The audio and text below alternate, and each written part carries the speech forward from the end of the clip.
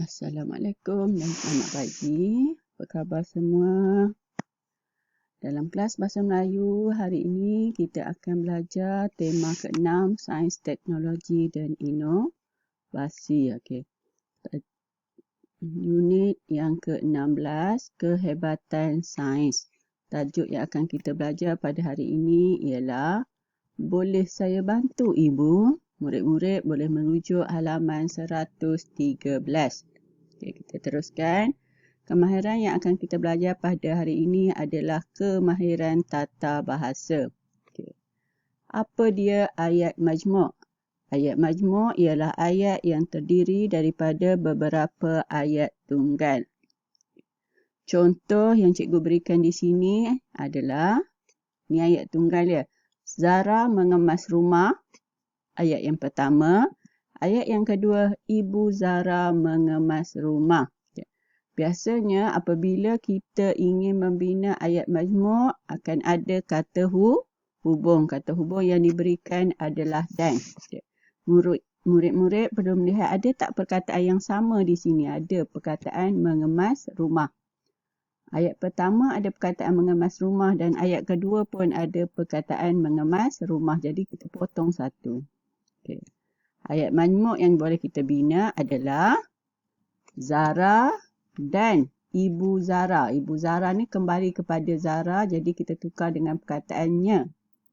Yang kita bina adalah Zara dan ibunya mengemas rumah. Ini adalah ayat majmuk menggunakan kata hubung dan. Daripada dua ayat menjadi satu ayat majmuk. Okey, kita teruskan. Okey. Murid-murid boleh merujuk halaman 113. Okey. Teks dan gambar yang diberikan adalah seperti berikut. Okey. Boleh saya bantu ibu? Sudah beberapa hari Singki di dapur rumah Zara tersumbat. Zara mencari maklumat daripada internet untuk membantu ibunya Puan Zara.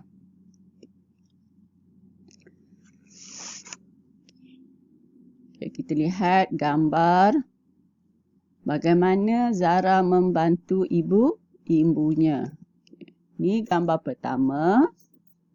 Ibu Zara, Puan Zurah dan ini adalah Zara. Gambar Singki tersumbat. Okay, ayat tunggal yang pertama adalah Puan Zurah menggunakan pelocok. Inilah pelocok. Okay.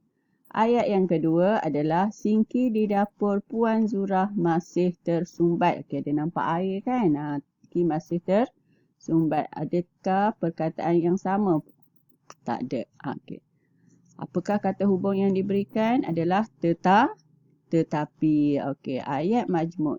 Okey, Puan Zurah ada dua. Puan Zurah dan juga Puan Zurah. Kita potong salah satu ya. Ayat majmuknya adalah Puan Zurah menggunakan pelocok tetapi Singki di dapurnya masih tersumbat. Kita tak letaklah dah Singki di dapur Puan Zurah sebab dah ada Puan Zurah yang pertama di awal ayat. Okay. Untuk yang kedua, gambar kedua. Okay. Zurah melayari internet menggunakan tablet. Okay. Ayat yang kedua adalah Ibu Zara melayari internet menggunakan tablet. Okay, ini ada kesalahan. Tanda baca. Sepatutnya Z ni berhuruf besar. Dan di akhir ayat ni ada tanda noktah. Okay, ada tak perkataan yang sama? Ada, menggunakan internet menggunakan tablet. Okay, kata hubungnya adalah dan. Okay, perkataan yang akan kita buang adalah internet menggunakan tablet. Okay, melayari internet menggunakan tablet. Okay. Ayat majmuknya adalah Zara dan ibunya melayari internet menggunakan tablet. Ni patutnya sampai hujung lah. Okay. Okay, gambar ketiga. Okay, apa? Ayat tunggalnya, Zara mengajak ibunya. Yang kedua, Zara mencuba kaedah daripada internet. Okay. Kata hubung yang diberi adalah untuk. Okay. Ada perkataan yang sama, Zara. Jadi, kita akan jadikan ayat majmuk. Menggabungkan kedua-dua ayat tunggal. Okay. Ayat majmuk yang boleh kita bina.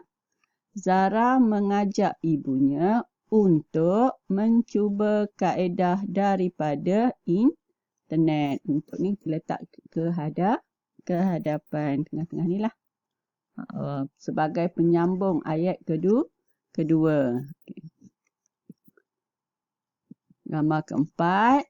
Ayatnya, Zara berjalan ke arah Singki. Ayat tunggal kedua, Zara membawa serbuk penaik. Kata hubungnya sambil. Ada perkataan yang sama, Zara. Potong dulu Zara yang untuk ayat yang kedua. Okay, jadi kita akan bina ayat majmuk. Menggabungkan ayat pertama dengan ayat yang kedua. Okay. Contoh ayat majmuk yang boleh kita bina adalah Zara berjalan ke arah Singki. Yang ni tadi ayat yang pertama. Sambil membawa serbuk penaik. Ini sambungan untuk ayat kedua. Okay. Zara berjalan ke arah Singki sambil membawa serbuk penaik. Okay. Terlihat gambar kelima dan merupakan gambar yang terakhir. Ayat tunggal yang pertama, Zara memasukkan serbuk penaik ke dalam Singki. Ayat tunggal yang kedua, Ibu Zara mencurah cuka. Kata hubungnya adalah manakala. Ada ayat? Tak ada. Okey, ada Zara ni. Zara ni nanti kita sebab Ibu Zara. Kita akan menggunakan ibunya. Okay. Zara memasukkan serbuk penaik. Manakala Ibu Zara mencurahkan cuka ke dalam Singki. Ini adalah contoh ayat majmuk berdasarkan kepada gambar dan ayat tunggal yang diberikan. Cikgu harap murid-murid dapat membina ayat majmuk berdasarkan ayat tunggal yang telah diberikan.